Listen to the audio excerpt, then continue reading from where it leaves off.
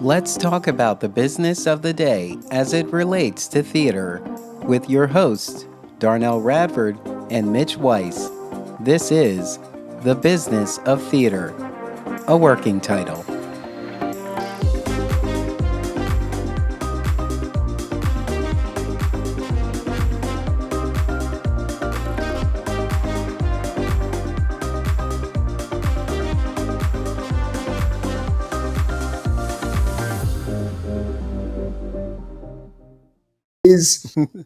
I can't believe you said that. I can't believe you said that on recording, Mitch. You ought to be ashamed of That's yourself. right. I have no shame. I have no regrets. This is The Business of Theater, a working title.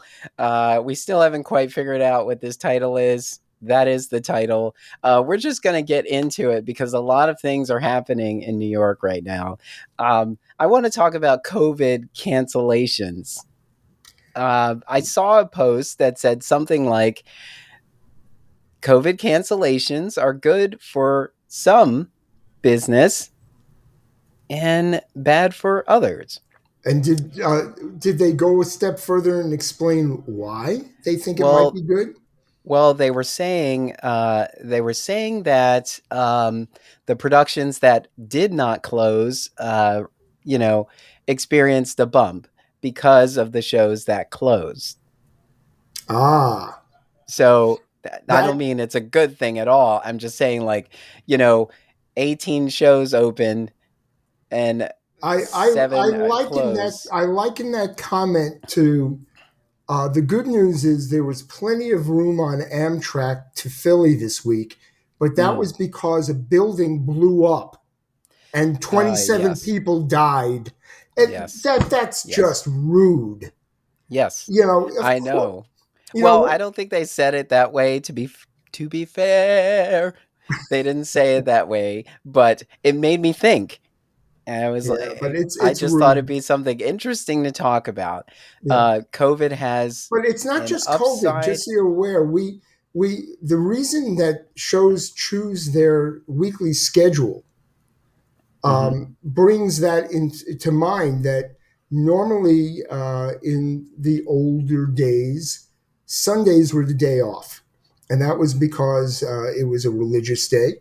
And that was Mm. because the union said, if you're going to bring us in, we want to charge double or time and a half. So basically, they stayed away from Sundays. Then they realized Sundays makes a lot of money. So now Monday was going to be the day off. Sundays.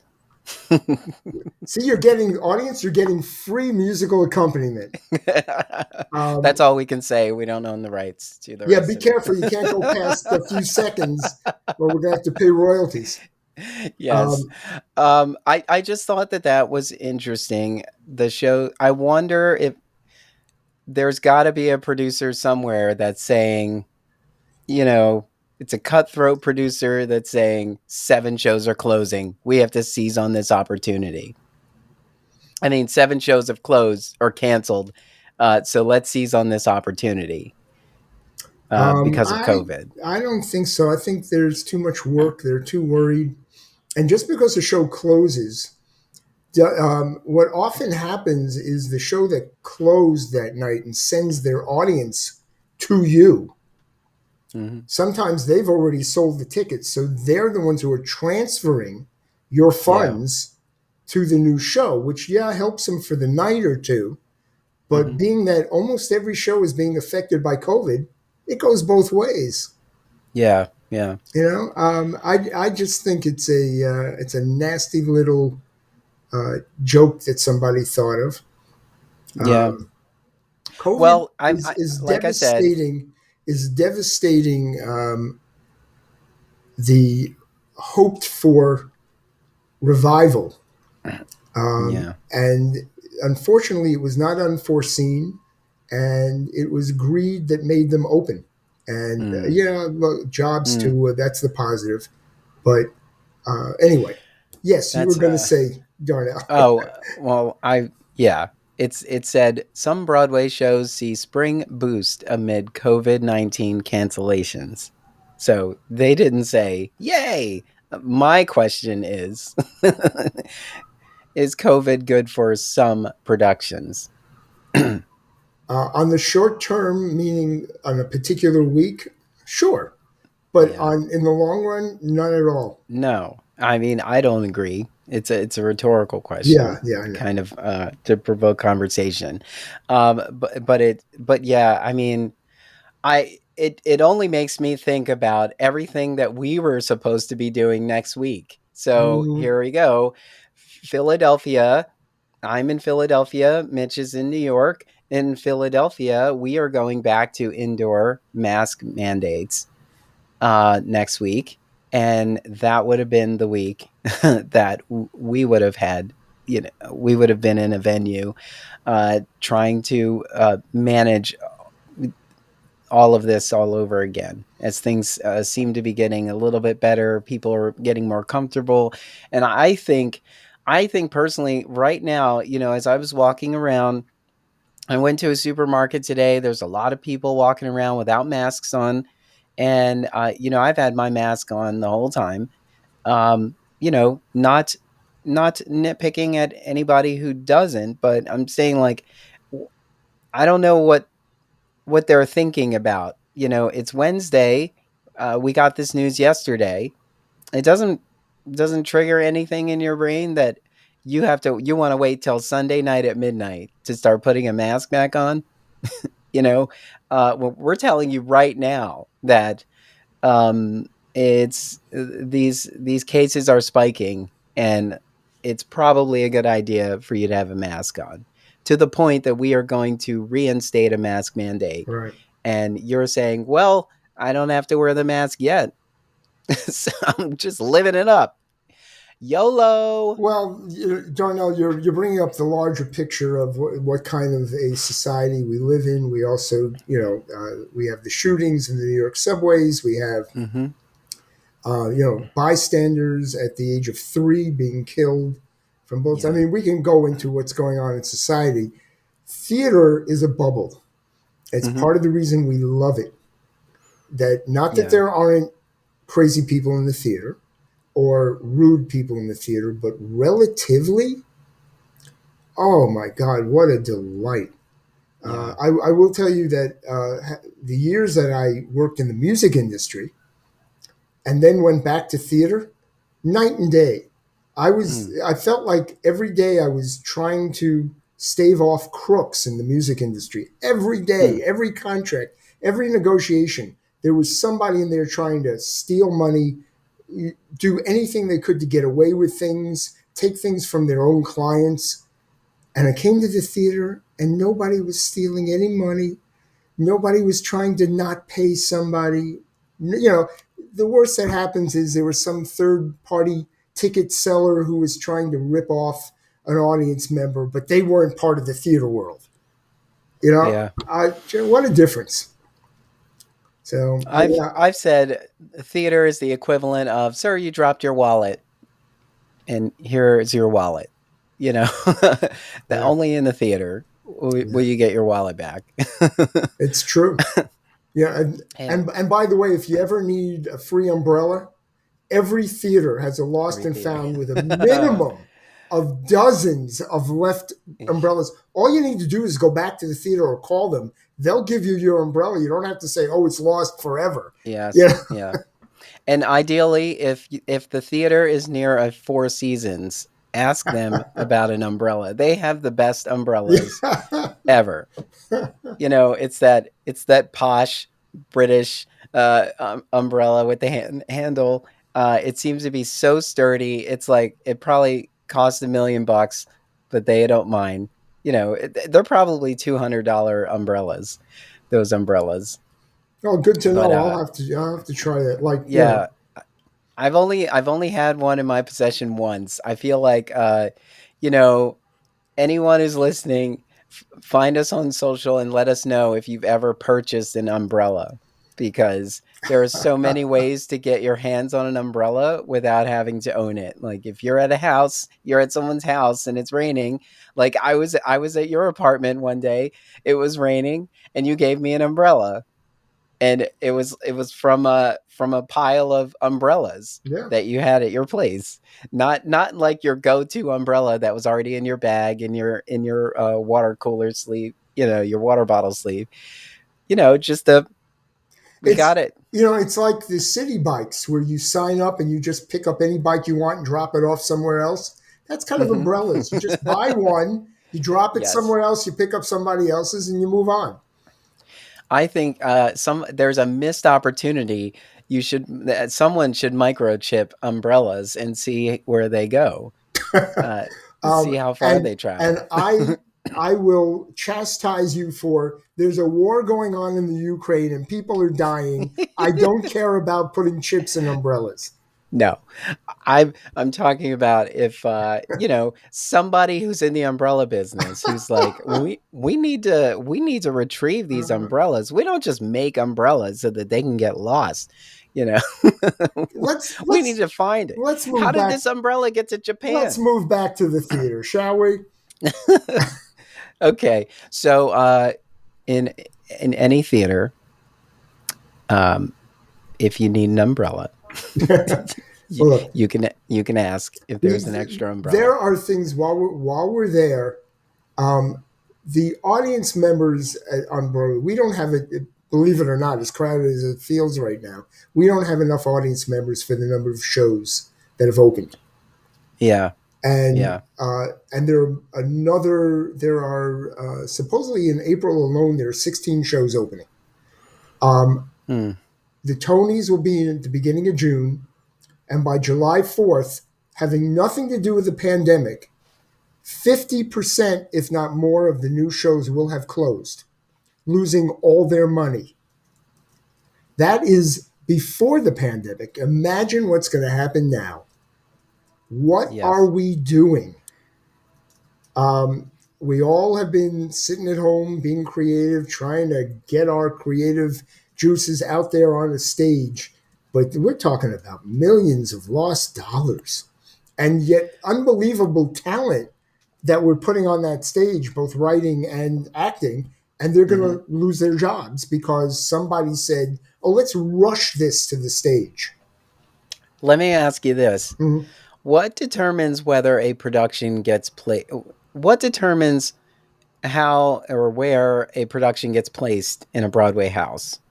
All Like, right. what is that process like? I'm gonna set up an example. There is actually an answer for this. You and I know each other. Okay. Hmm.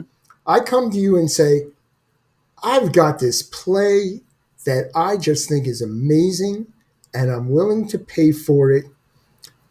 Can I please go into your theater? And you go, well, Mitch, I know you, right? I know you're not going to rip me off. I trust your opinion, maybe.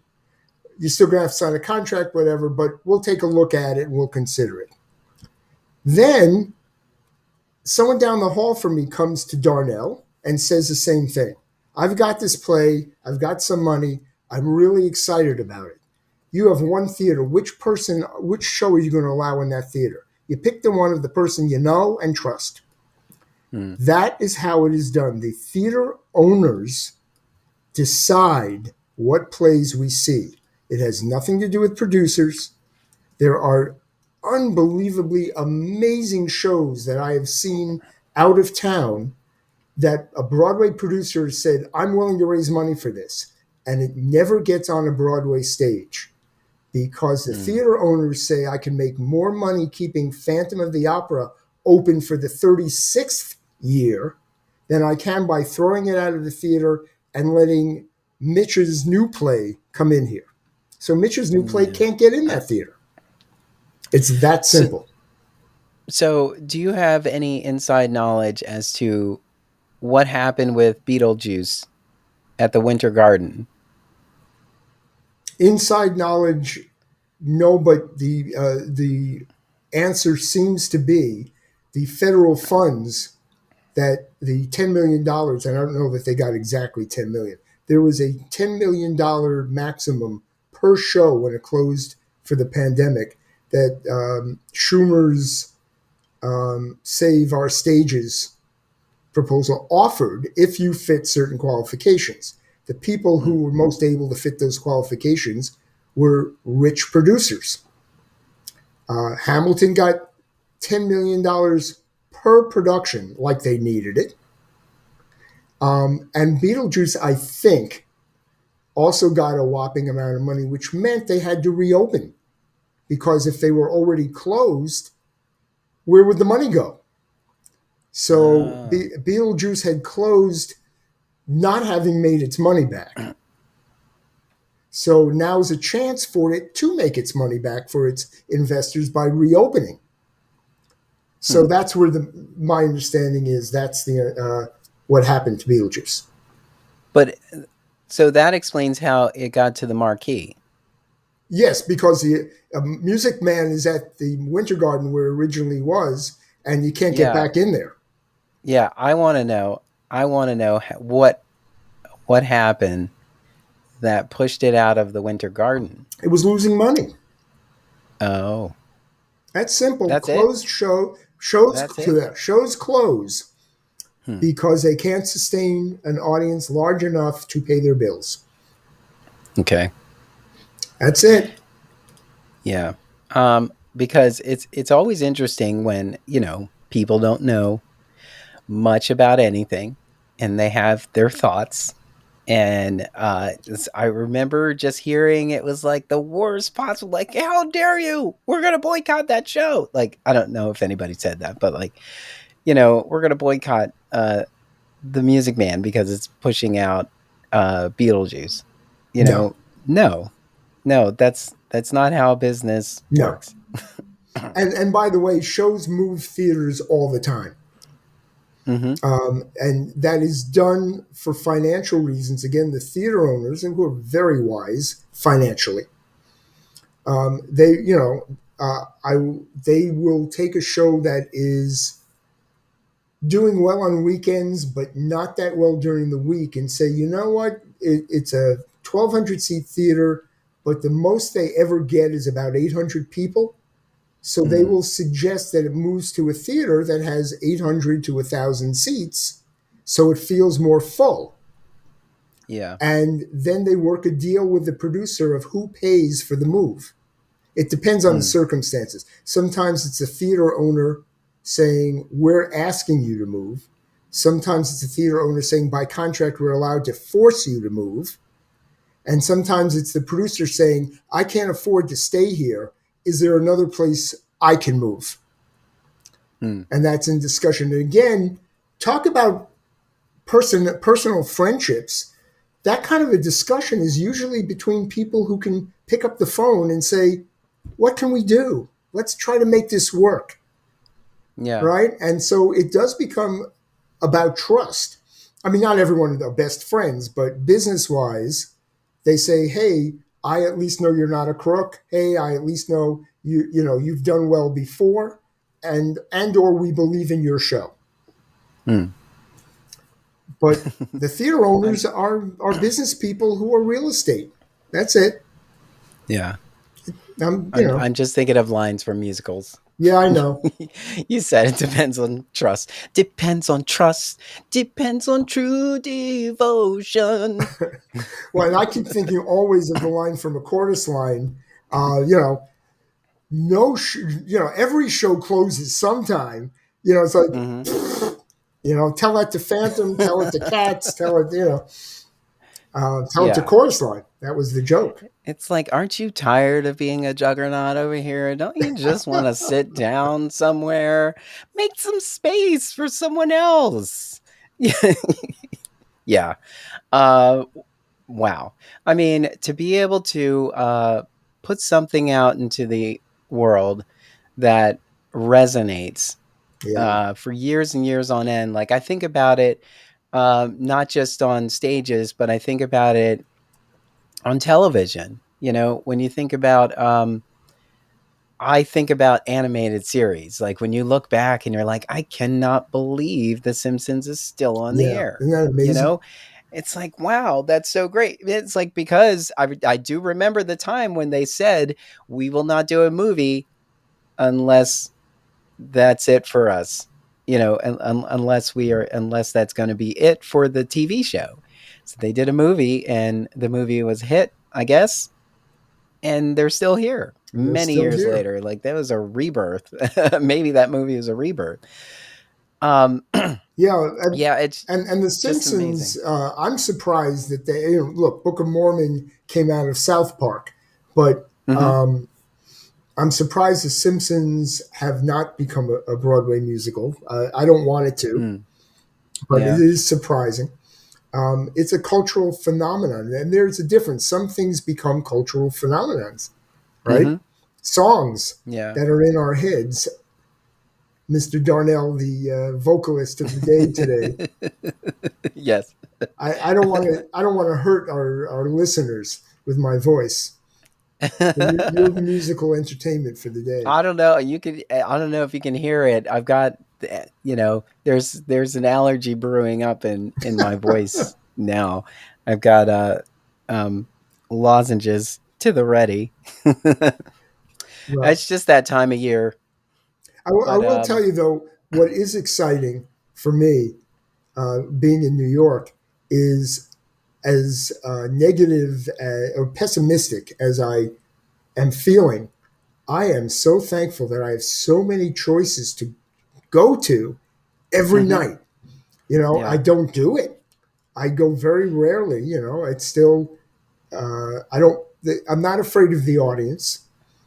I have my reasons, but there aren't a lot of shows that I haven't seen that I want to see, and a lot of the new Mhm, shows are questionable. I'm going to say that until we know better.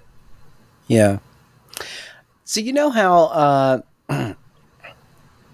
I think And they cost a lot, by the way. Let's throw that in yeah. there. Do you know how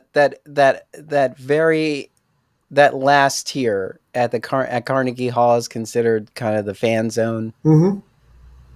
Um, I always wonder why there isn't an opportunity to subscribe to those seats. I don't. I have no clue about that at all.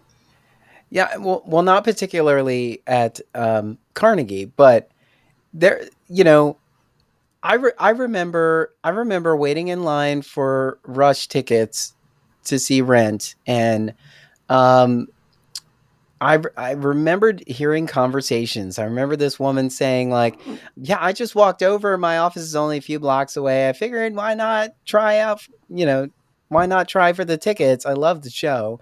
It was so easy for her to come over and do that. And I think that's great. It kind of reminds me of like an amusement park. If you live near an amusement park, you can get a pass, Hmm. season pass that lets you kind of come and go as you please. And I'm wondering, like, you got to fill these seats, Well, we you have know? Broadway and off Broadway have variations on that. We do have them. Hmm. They're January is notoriously the worst month of the year because one, snowfall, things get canceled, it's cold, nobody Yeah. wants to be walking around. So Hmm. they have a 2 for 1 Okay. every I thought that show. was September. September has it also because Okay. September is another bad month.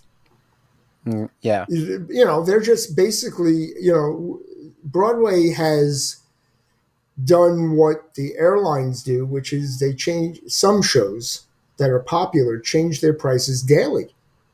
They don't let the Hmm. audience know about it. Again, one of my complaints. But basically, if you have spring break and you know you can sell out your show the whole week and send hundreds of people away without tickets, so you Hmm. hike your price a lot. And then as soon as spring break is over, you drop it back down to your normal price. And they do it. And they sit around and some of them change their price day by day. They sit in the office when they come in the morning and say, you know what, Thursday looks like we're almost sold out. The last tickets we have, why don't we double the price? And that's what they do. The Hmm. public is not told. On the other hand, we Yeah. have the half price ticket booth. What's ever left Yeah. over, if you're willing to stand in the rain and the cold Yes. for 45 minutes, you can get half price to a show that has some tickets left, Yeah. right? Um, I'm sounding negative, aren't I? No, no. I mean, this is what it's there. But I always think about that. I think about that too. Like the TKTS booth is convenient. Um, for people who may not be as savvy, they don't know how to navigate this. They kind of go up and see what's available and just kind of grab Mm-hmm. grab something that's there. But it also kind of reminds me of the mindset of, like, if you know there's going to be a sale, you wait for the sale instead of buying in advance. Like, you knew you were coming to New York. It seems like there would be a better opportunity to get you to plan ahead than to plan Well, last except minute. you know, But there's also value in both of them. it depends how big a fan you, Darnell. If you're not far away from New York, but if someone's coming in Yeah. from Colorado and they only have a week Hmm. vacation, they're going to look for the best Yeah. deal of the hotel and whatever. But they're just going to pick whatever they can see during that week. They don't have a chance to decide about a discount or. And I do have friends from other states who plan 1 week a year and they come in and they see 8 to 10 shows in that week. Mm. They go crazy and they plan it in advance and they find the best tickets they can, but they also want to sit in the best seats because they only have 1 week. Mm. Yes. Yes. Uh, What do you do? How do you make your decision what to see? I go to Show Score. Mm-hmm. I go to Show Score because so there used to be a meetup on meetup.com where Right. you signed up for it, and they would release a block of tickets to the membership, and you could get those tickets, and then afterwards there was a sort of gathering at a local bar where you can kind of meet other fans and talk about the show. And I never went to that part because I was always, I gotta go. I don't have time to mingle. And it depends on if you pick an evening show. No, it's because now you're hauling buns over to the train station to get back home. Right. But it started out from there, and I believe, I don't know if it morphed into Show Score or just became Show Score. Now there's still a meetup. It still exists. I've seen it. I get regular invitations. I don't do it, but Yeah, but and I like. show score I like because it's you get the reviews. It's Mm-hmm. not necessarily the best prices. Yeah, but some of the things I do appreciate is that, well, I get it. It's sort of like the gamification of it all. Mm-hmm. It's like if you review 6 shows, then we'll unlock these. We'll unlock member nights for you, member benefits for you. Um, it's also it's a community. You just feel like you're a part of something. And so right now, my show score profile has a picture of me and Rob McClure, uh, when he was on, um, when he was in Beetlejuice. Just because Well, if and anyone now sees it, and by the way, boom. let's give him his props. They are reopening Mrs. Yes, Doubtfire, and he yes, is Miss Doubtfire. spectacular. I mean, talk about a Tony nomination at least, but they've postponed that. I've There are people suing the show because of how many times they've postponed it and when they're bringing it back. uh, You uh, got to remember there are 200 people at least working on that show, and yeah. they have to decide what other jobs they need to get in the meantime, Mm-hmm. Mm-hmm. and how do they pay Yeah. for health insurance, and what do they, what if they get a job that overlaps and they can't go back to the show that's paying them more? And plus, you Mm-hmm. have perhaps producers who aren't giving you accurate information, and perhaps Yeah. because they don't know. It's because they're trying to save face, Right? to the last minute. Yes, I oh my god, It's awful. I'm telling you, it's this has been a god awful reopening. I know they're putting the best face on Broadway as they should. I don't yeah. want to, but it really has.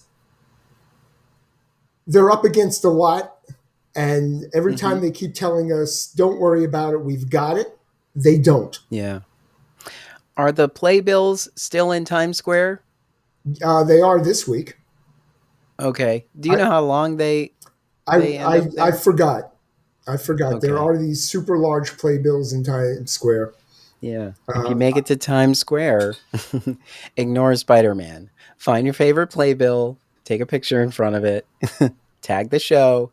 Hopefully, they'll keep something like that going. It's a good thing. Yeah. Yeah. Um, I think it's a fun idea. yeah. Especially because, like I said in previous conversations, I take a picture of the playbill when I come see the show because, you know, I guess it's sort of a way to sort of promote the show, to celebrate the show, and to say that you're there. I'm in the room where it happens, Well, and I'm still you should used be to too. finding a way to take a picture in front of the marquee or in front of a poster board near the theater. That Yes, yes. just that's the image for me. Is I was at the theater. I try that one, but it's I never get a really good shot because the buildings are tall. We don't get a whole lot of lighting. Because it's all tunnels. Mhm. So the sun may not be in your favor for that. Because I remember when I walked. Um, I think I met up with you the day that I went to see Hamilton on Broadway, Mhm. and we were walking over to the line, and I kept saying, I kept being cheesy. I was like, now we're in the line where it happens, the line where it happens. Uh-huh. Now I'm in the lobby when it happens, the lobby where it happens. It was Can like, you imagine how much Lin Manuel Miranda does not want to hear you sing that? well, he puts on a great He face, does. He has a if anything. he Uh, swallows his disgust really well. I think it's so interesting because, thinking about Lin Manuel Miranda, um, if you approach him, what do you celebrate? What of his work do you celebrate first? Like right now, it's Encanto, so so many people are going to say something about Bruno in front of him. But like, I always want to find like you know, a not a B side, but sort of like you went the way back machine for that one. Like, yeah, I want to I find. see. If I were to meet him, I would say something about In the Heights. Well, I see, and my thing when approaching a celebrity is they don't need to hear me talk about their work. I need to Yeah. get information from them. Let them talk about Hmm. themselves. Ask them, what are you Yeah. working on next? At Well, least, that's why I produce podcasts. right? What are you working on? What are you working on? how, how do we continue to support you? Which is a great way for us to take a pause. Oh, yes. We're out of time. We're out of time Sing our because the way out. business of Sing theater our way out, Darnell. never ends. We'll sing it out. We're going to sing it out. We're going to sing it. We're going to sing it out. We're going to sing it. We're going to sing. It's the business of bro. It's the business of theater. A A working working title. title. A working Uh, title. and until next time. We'll figure out the jingle. Uh, Until next time. until next Yes, time. we are realizing that there is so much to talk about, and I think that that's great. So I'm excited. Uh, so tune in next week Here you or go. whenever these podcasts get released. Thank you all. All right, that's it. Bye. On to the theater. See you on the boards. Thank you for listening. Tune in next time for another episode of The Business of Theater, a working title, with Darnell Radford and Mitch Weiss. Subscribe to the podcast wherever you listen to podcasts. Share the podcast with a friend, colleague, or give us some social media love. This podcast is an Emory production. Visit us online at em3ry.com/TBOT. Follow us on Facebook, Twitter, and Instagram at em3ryotm.